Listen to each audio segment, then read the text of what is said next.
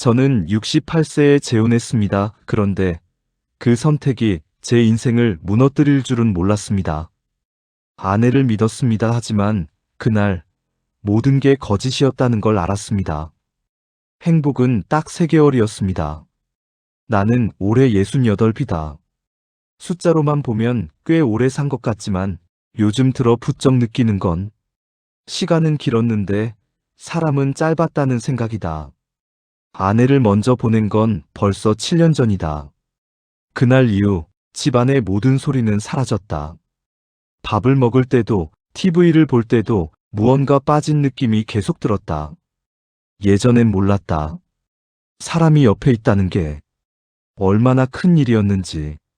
아내는 말이 많지 않은 사람이었다. 그래도 항상 있었다. 그 있음이 이렇게 큰 거였다는 걸 나는 아내가 떠난 뒤에 알았다. 처음 몇 년은 버틸만 했다. 자식들도 가끔 연락했고 명절이면 얼굴도 봤다. 하지만 그게 전부였다. 전화는 점점 줄었고 방문은 더 줄었다. 어느 순간부터는 괜찮다는 말이 입에 붙어버렸다. 사실은 괜찮지 않았는데 혼자 밥을 먹다가 숟가락을 내려놓고 멍하니 앉아있는 날이 많아졌다. 말을 안 하니까 입이 굳는 느낌도 들었다. 그렇게 사람 없이 사는 법을 배워가고 있을 때였다. 동네 복지관을 나가기 시작한 건 그저 심심해서였다. 누군가와 대화를 하고 싶어서 그날도 별 기대 없이 갔다. 그런데 그녀를 만났다. 혼자세요? 그 한마디 아주 평범한 말이었다. 그런데 이상하게 그 말이 오래 남았다. 나는 고개를 끄덕였다. 그녀도 웃으며 말했다. 저도요. 그날 우리는 처음으로 같이 밥을 먹었다. 별다른 이야기는 없었다. 그냥 같이 앉아서 같이 먹었다. 그게 좋았다. 그 이후로 우리는 자주 만났다. 같이 걷고, 같이 이야기하고, 같이 웃었다. 그녀는 말을 잘 들어주는 사람이었다. 내가 무슨 이야기를 해도 중간에 끊지 않았다. 그게 참 편했다. 어느 날 나는 무심코 이런 말을 했다. 사람이 옆에 있어야 사는 것 같아요. 그녀는 잠시 말이 없었다. 그리고 조용히 말했다. 맞아요. 저도 그렇게 생각해요. 그날 이후로 우리는 더 가까워졌다. 그녀 역시 사정이 있었다. 남편을 먼저 보냈고 자식들과는 연락이 뜸하다고 했다. 어딘가 나와 닮아 있었다. 그래서였을까? 나는 점점 그녀에게 의지하게 됐다. 그리고 6개월이 지나던 날 나는 결심했다. 같이 살지 않겠습니까? 그녀는 놀란 표정을 지었다. 하지만 거절하지 않았다. 잠시 망설이다가 고개를 끄덕였다. 주변에서는 반대가 많았다. 이 나이에 무슨 재혼이야? 요즘 세상 무섭다. 사람 쉽게 믿지 마라. 하지만 나는 확신이 있었다. 이 사람이라면 괜찮겠다고. 이 사람이라면 남은 시간을 함께해도 후회하지 않을 것 같았다. 그렇게 나는 다시 결혼했다. 그리고 다시 사람이 생겼다. 그게 얼마나 큰 축복인지 나는 누구보다 잘 알고 있었다. 그래서 더더욱 이 선택이 내 인생을 이렇게까지 흔들 줄은 정말 몰랐다. 결혼 후 3개월, 나는 다시 사람 사는 집에 살고 있다는 느낌을 받았다. 아침에 일어나면 부엌에서 나는 소리가 들렸다. 도마 소리, 물 끓는 소리, 그리고 사람의 기척. 그게 그렇게 좋을 줄은 몰랐다. 혼자 살 때는 알람 소리 하나로 하루가 시작됐지만 이제는 일어나셨어요? 라는 말로 하루가 시작됐다. 그녀는 참으로 부지런한 사람이었다. 내가 일어나기 전에 밥을 해놓고 내가 앉으면 자연스럽게 반찬을 내왔다. 입맛에 맞으세요? 그 말이 참 따뜻하게 들렸다. 나는 그저 고개를 끄덕였다. 사실 맛도 좋았다. 그녀는 집을 정리하는 것도 깔끔했고 내 옷도 늘 가지런히 정리해 두었다. 나는 점점 그녀에게 익숙해졌다. 아니, 의지하게 됐다. 혼자였을 때의 생활이 이제는 생각도 나지 않았다. 이게 사람이 사는 거지. 그렇게 생각했다. 하지만 행복이라는 건 항상 길지 않았다. 어느 날부터인가 작은 이상함이 느껴지기 시작했다. 처음엔 정말 사소했다. 전화였다. 그녀의 전화는 항상 일정한 시간에 울렸다. 그리고 그녀는 항상 다른 방으로 가서 받았다. 잠깐만요. 그렇게 말하고 문을 닫았다. 나는 별 생각 없이 넘겼다. 사람마다 사적인 일이 있으니까. 하지만 그 빈도가 늘어나기 시작했다. 하루에 한 번, 이틀에 한 번이던 전화가 어느 순간부터 매일 울렸다. 그리고 통화 시간은 점점 짧아졌다. 나중에 전화할게요. 항상 같은 말이었다. 그 말이 이상하게 귀에 남았다. 또 한 가지. 그녀는 일주일에 2번 꼭 외출을 했다. 시간도 거의 비슷했다. 오후 3시쯤 나가서 저녁 전에 돌아왔다. 어디 가요? 내가 물으면 그녀는 웃으며 말했다. 그냥 잠깐 볼 일이 있어요. 구체적인 말은 하지 않았다. 나는 더 묻지 않았다. 믿고 있었으니까. 그런데 돌아올 때의 표정이 문제였다. 분명 나와 있을 때는 밝고 따뜻한 얼굴인데 혼자 다녀온 날은 어딘가 무거워 보였다. 눈빛이 달라졌다. 말수가 줄어들고 생각에 잠긴 듯한 모습. 무슨 일 있어? 내가 물으면 항상 같은 대답이었다. 아니에요. 그 말이 점점 가볍게 들리기 시작했다. 그리고 어느 날 그녀가 외출한 뒤 집 안에 혼자 앉아 있는데 이상한 기분이 들었다. 내가 모르는 그녀의 시간이 존재한다는 느낌. 같이 살고 있지만 같이 살지 않는 부분이 있는 느낌. 그건 설명하기 어려운 불안이었다. 나는 스스로를 다독였다. 괜한 생각하지 말자. 이 나이에 의심하면서 살고 싶지 않았다. 그녀를 믿고 싶었다. 아니, 믿어야 했다. 그렇게 생각했지만 이미 어딘가에서 불안은 시작되고 있었다. 그리고 그 불안은 생각보다 빠르게 현실이 되어갔다. 그날은 평범한 오후였다. 그녀는 늘 그렇듯 외출을 했다. 나는 혼자 집에 남았다.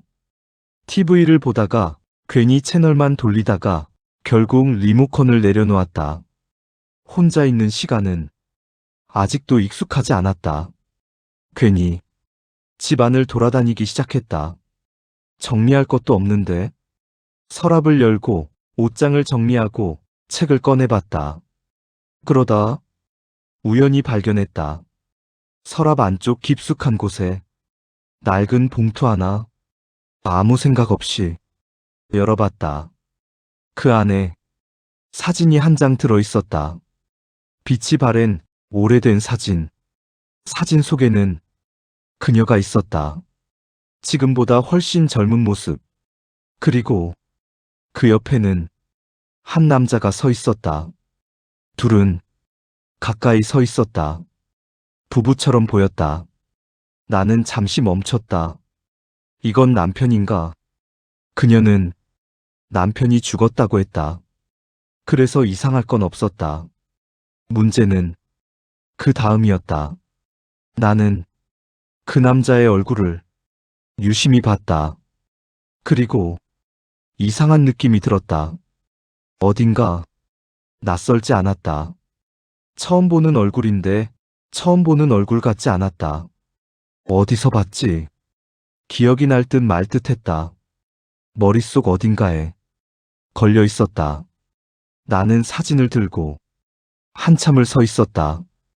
시간이 멈춘 것처럼. 그리고 그 순간 심장이 묘하게 뛰기 시작했다. 이유는 모르겠지만 불안했다. 사진 한 장인데도 이렇게 불편할 수 있나 싶을 정도였다. 그날 밤 그녀가 돌아왔다. 나는 한참을 망설이다가 결국 사진을 꺼냈다. 이 사람 누구야? 그녀는 사진을 보는 순간 표정이 굳었다. 아주 잠깐이었다. 하지만 나는 놓치지 않았다. 그녀의 눈이 흔들렸다. 그리고 곧 웃으며 말했다. 옛날 아는 사람이에요. 그 말은 너무 가벼웠다. 사진 속 분위기와 전혀 어울리지 않았다. 나는 아무 말도 하지 않았다. 하지만 그날 밤 나는 잠을 거의 이루지 못했다. 사진 속 남자의 얼굴이 계속 떠올랐다. 그리고 그녀의 그 짧은 표정. 그게 머릿속에서 지워지지 않았다. 그날 이후 나는 처음으로 그녀를 의심하기 시작했다. 의심이라는 건 한 번 시작되면 멈추기 어렵다. 나는 스스로를 믿지 말자고 했지만 눈은 자꾸 그녀를 쫓았다. 그녀의 행동 하나하나가 눈에 들어오기 시작했다. 전화, 외출, 표정, 말투. 전에는 보이지 않던 것들이 이제는 전부 보였다. 특히 외출하는 날, 그녀는 항상 같은 패턴이었다. 비슷한 시간에 나가고 비슷한 시간에 돌아왔다. 옷도 비슷했다. 그리고 항상 같은 가방을 들었다. 그 가방이 이상하게 눈에 걸렸다. 그 안에 뭐가 있지? 그 생각이 머릿속을 떠나지 않았다. 며칠을 고민하다가 결국 나는 결심했다. 뒤를 밟기로. 이 나이에 이런 일을 하게 될 줄은 몰랐다. 하지만 확인하지 않으면 더 괴로울 것 같았다. 그날 그녀가 집을 나섰다. 나는 조용히 뒤따랐다. 심장이 계속 뛰었다. 들킬까봐가 아니라 무언가를 보게 될까봐. 그녀는 버스를 타지 않았다. 택시도 아니었다. 그냥 걸어갔다. 한참을 걸어서 도착한 곳은 낡은 건물이었다. 겉으로 보기엔 평범한 건물. 하지만 어딘가 쓸쓸한 분위기. 그녀는 주저없이 들어갔다. 나는 멀리서 지켜봤다. 시간이 느리게 흘렀다. 30분, 40분. 그렇게 한참이 지나고 문이 열렸다. 그녀가 나왔다. 그리고 혼자가 아니었다. 옆에 한 남자가 있었다.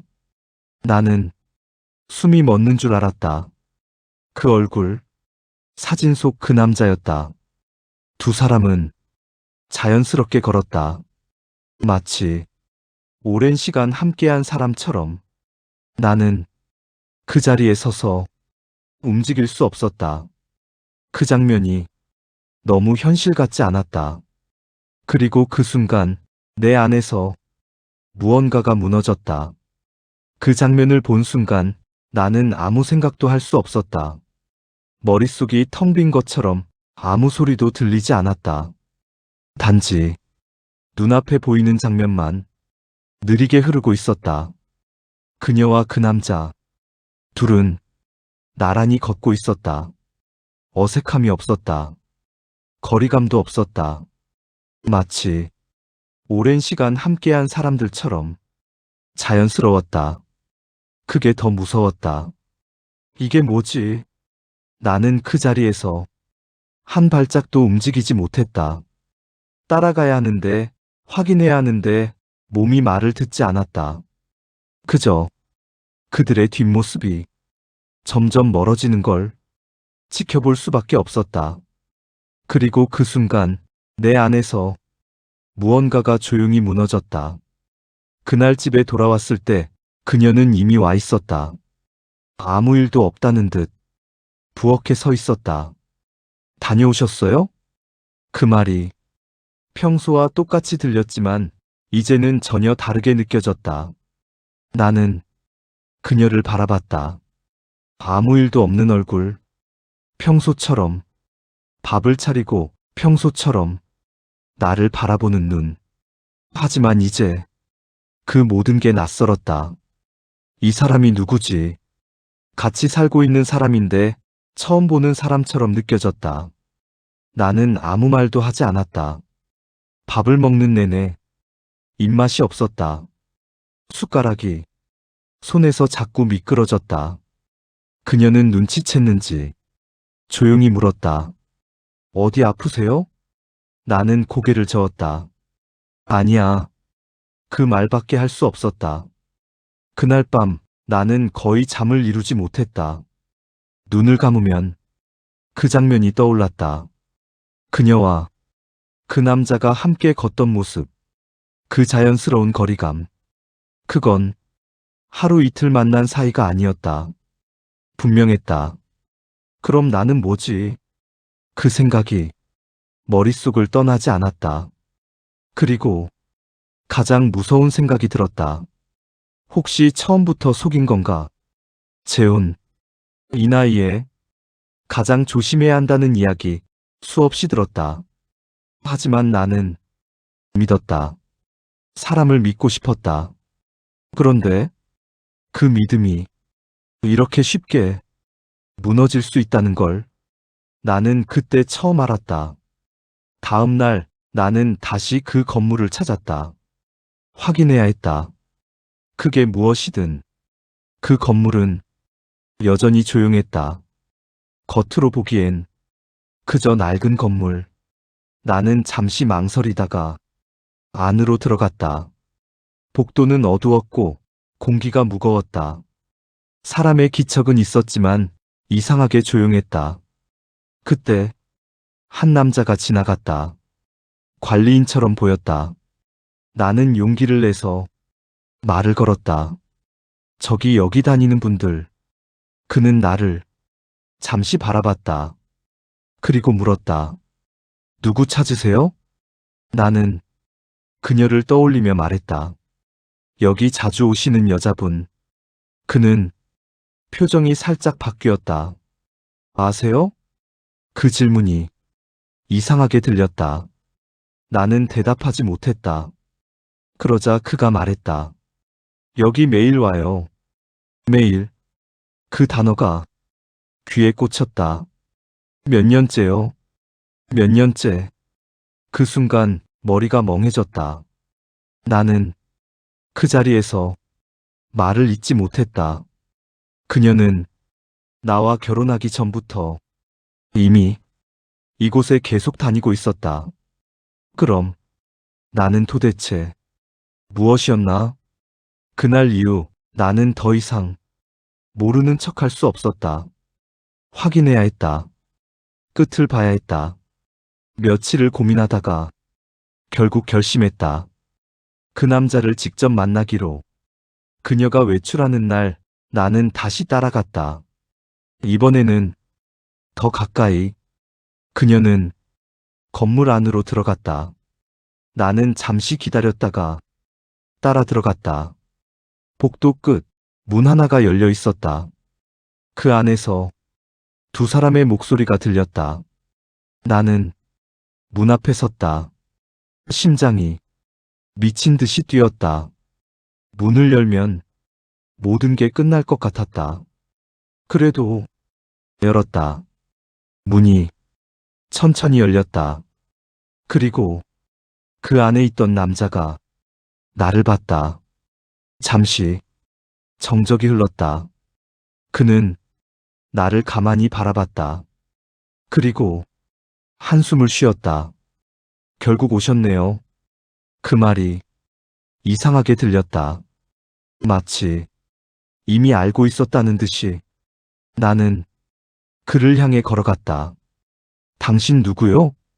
목소리가 떨렸다. 그는 잠시 말을 고르더니 조용히 말했다. 그 사람 아무 말도 안 했죠? 나는 아무 말도 하지 않았다. 그는 고개를 끄덕였다. 그럴 줄 알았습니다. 그리고 나를 똑바로 보며 말했다. 그 사람 남편 살아 있습니다. 그 말이 귀에 들어오지 않았다. 나는 한 발짝 물러났다. 뭐라고요? 그는 같은 말을 반복했다. 죽은 게 아닙니다. 그 순간 세상이 멈춘 것 같았다. 그녀는 남편이 죽었다고 했다. 그래서 우리는 결혼했다. 그런데 살아있다니. 그럼 나는 무엇이었나? 머릿속이 완전히 뒤엉켰다. 나는 벽을 짚었다. 서 있기 힘들었다. 그는 천천히 말을 이었다. 오해하실 수도 있는데. 나는 그 말을 끊었다. 오해? 목소리가 높아졌다. 이게 오해요? 분노가 올라오기 시작했다. 그는 조용히 말했다. 끝까지 들으세요. 그 한마디에 나는 멈췄다. 그리고 그의 다음 말을 기다렸다. 그는 천천히 입을 열었다. 그 사람 남편 치매입니다. 나는 말을 잃었다. 사고였어요. 그의 말은 조용했지만 무겁게 들렸다. 몇 년 전에 큰 사고가 있었고 그 이후로 기억을 잃었습니다. 나는 아무 말도 하지 못했다. 그는 계속 말했다. 이름도 가족도 전부 잊었습니다. 심지어 아내도. 그 말이 가슴을 쳤다. 그래서 시설에 계십니다. 나는 그 자리에 서서 움직일 수 없었다. 그때 뒤에서 익숙한 목소리가 들렸다. 여기서 뭐 하세요? 그녀였다. 나는 천천히 돌아봤다. 그녀의 얼굴은 창백했다. 그리고 눈물이 고여 있었다. 나는 그녀를 바라보며 말했다. 설명해. 짧은 말이었다. 그녀는 고개를 숙였다. 그리고 천천히 입을 열었다. 맞아요. 그 사람 제 남편이에요. 그 말이 공기를 가르며 떨어졌다.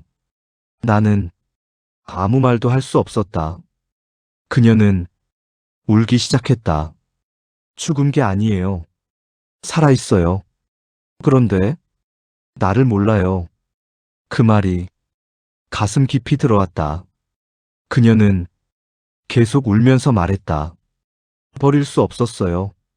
그래서 계속 찾아왔어요. 그녀의 목소리는 점점 작아졌다. 당신한테 말하면 떠날까봐.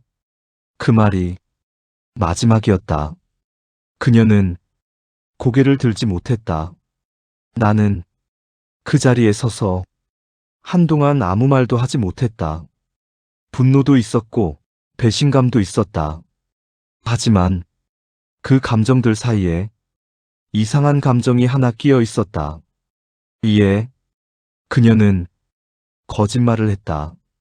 하지만 동시에 누군가를 끝까지 버리지 않은 사람이었다. 그 사실이 나를 더 혼란스럽게 만들었다.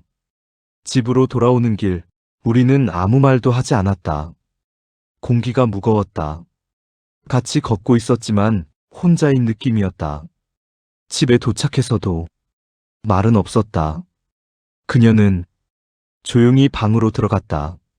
나는 거실에 앉아 있었다. 시간이 흘러도 아무것도 정리되지 않았다. 배신감, 분노, 혼란, 그리고 이에 그 모든 게 뒤섞여 있었다. 며칠 동안 우리는 거의 말을 하지 않았다. 같은 공간에 있으면서도 남처럼 지냈다. 나는 계속 생각했다. 나는 뭘 해야 하지? 이 결혼은 뭐지? 답이 나오지 않았다. 그리고 어느 날 나는 결심했다. 그녀에게 말했다. 같이 갑시다. 그녀는 놀랐다. 어디요? 나는 말했다. 그 사람 있는데. 그녀의 눈이 커졌다. 왜요? 나는 잠시 말을 고르다가 말했다. 당신 남편이니까. 그 말이 입 밖으로 나오는 순간 내 마음도 조금 정리됐다. 그녀는 눈물을 흘렸다. 그날 이후 우리는 함께 그곳을 찾았다. 그 남자는 여전히 우리를 알아보지 못했다. 하지만 그녀는 늘 같은 자리에서 그를 바라봤다. 나는 그 모습을 보면서 생각했다. 사람은 겉으로 판단할 수 없다는 걸. 그리고 진짜 관계라는 건 말로 설명되지 않는다는 걸. 나는 완전히 이해한 건 아니었다. 하지만 이해하려고 노력하기로 했다.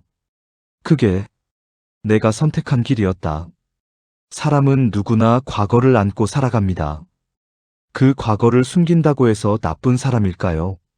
아니면 끝까지 지키려 했기 때문에 그렇게 선택한 걸까요? 진실은 항상 하나가 아닙니다. 당신이라면 어떤 선택을 하시겠습니까? 끝까지 시청해 주셔서 감사합니다. 구독과 좋아요는 큰 힘이 됩니다. 다음 이야기에서 다시 뵙겠습니다.